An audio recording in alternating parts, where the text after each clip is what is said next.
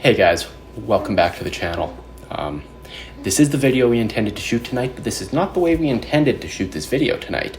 We've tried He was supposed to be sleeping. a few times already. Yeah, we were supposed to, sit down in like a nice little intimate setting and discuss some stuff and connect with you guys. But we are parents and plans? What plans? So if you're new here, I am Cody, this is Val, and this is the reason we don't sleep at night. This is Gunner. He's 5 weeks old. Yeah. The reason we don't sleep at night.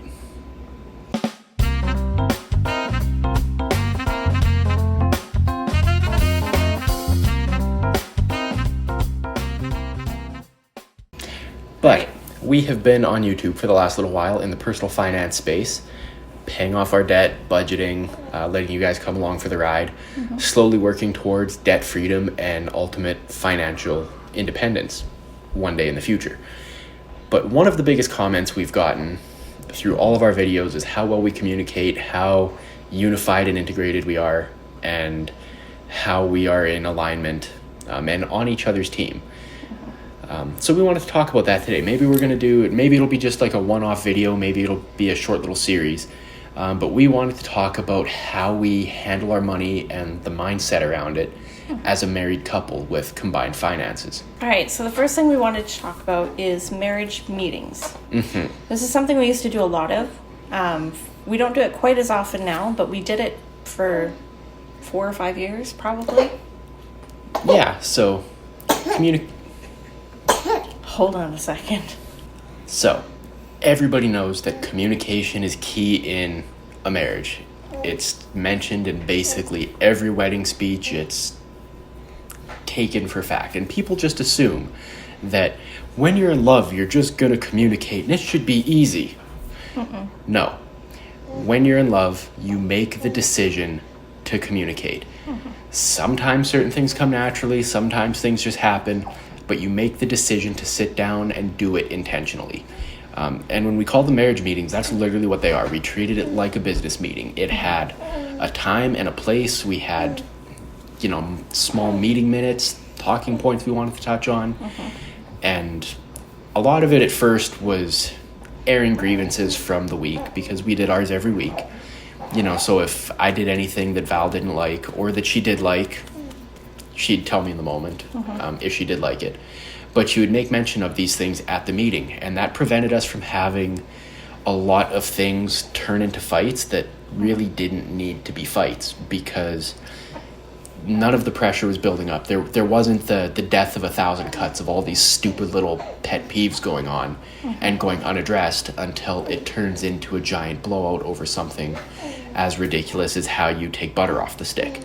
And we would have the whole week, like if there was something that came up in a day where we were feeling heated about it, we knew we had the whole week to kind of think it over and be like, well, what was I really upset about? Like for me, I would be like, was I really upset at Cody for this thing, or was it something else that was bugging me, or was I just having a bad day?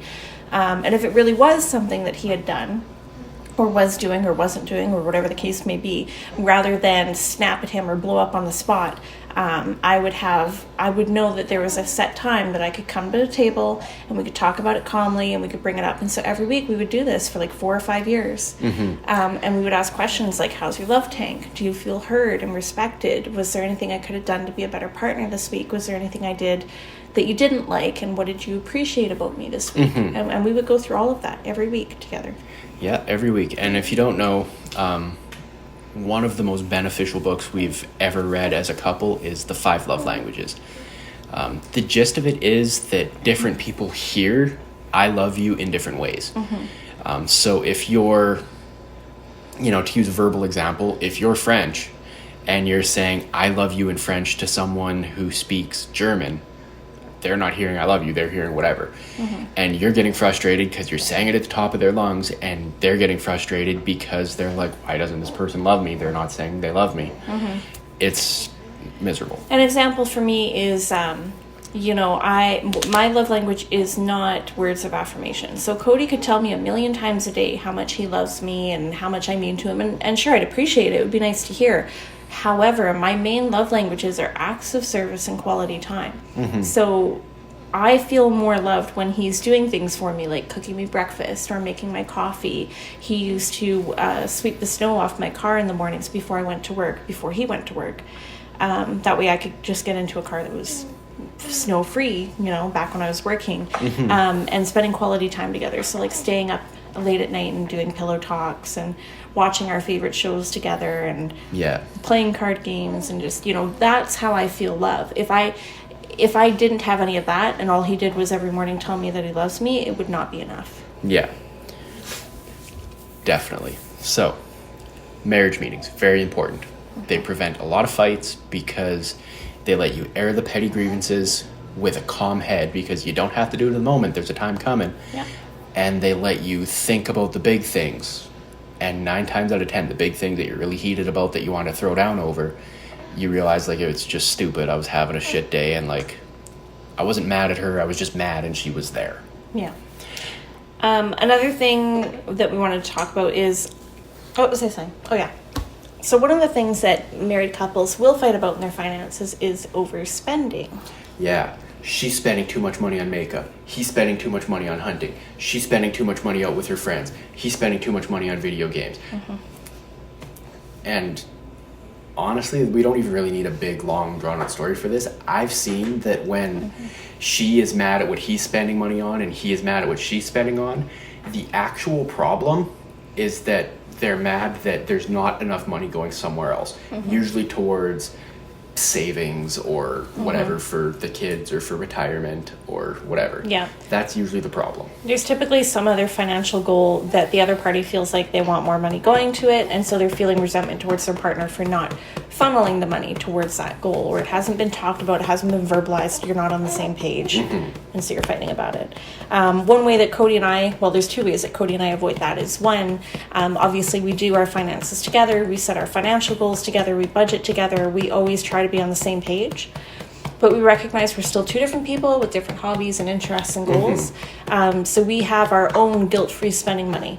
So we budget, you guys, if you watch our videos, you know this, we have a pay yourself first thing that we do, and we each get 5% of everything we make right off the top. 5% each of us is our spending money, and we get to spend it on whatever we want. If Cody wants to spend all his money every month on phone games, he can do that, and I will not say anything about it because it's his money to do with what he wants. If I wanted to spend all of my money on, 50 notebooks that I'm never going to use and 25 pens that I'm going to let dry out and go in the garbage, he can't say anything about it because it's my guilt-free spending money. This is true.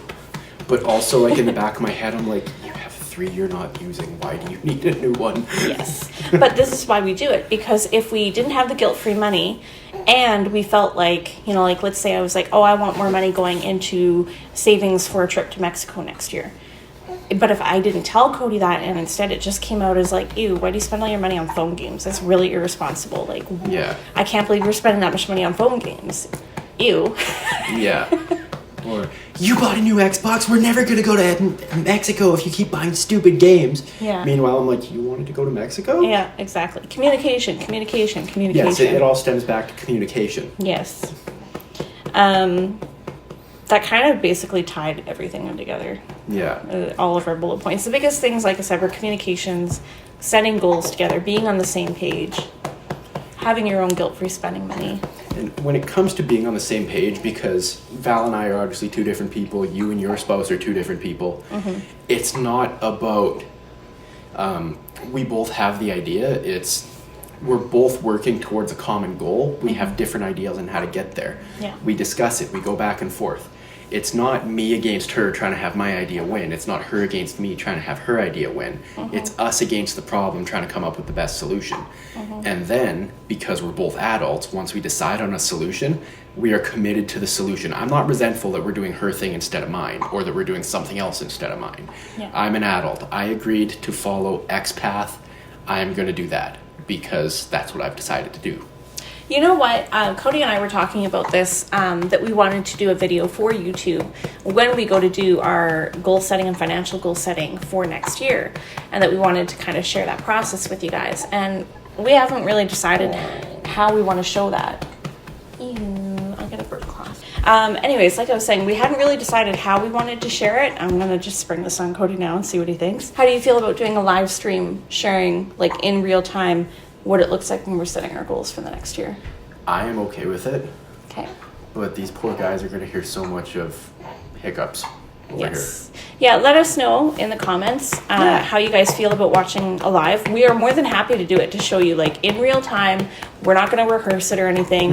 How we come to the table with our goals and everything, and how we kind of plan for the next year, and what our communication looks like, and how we tackle different problems.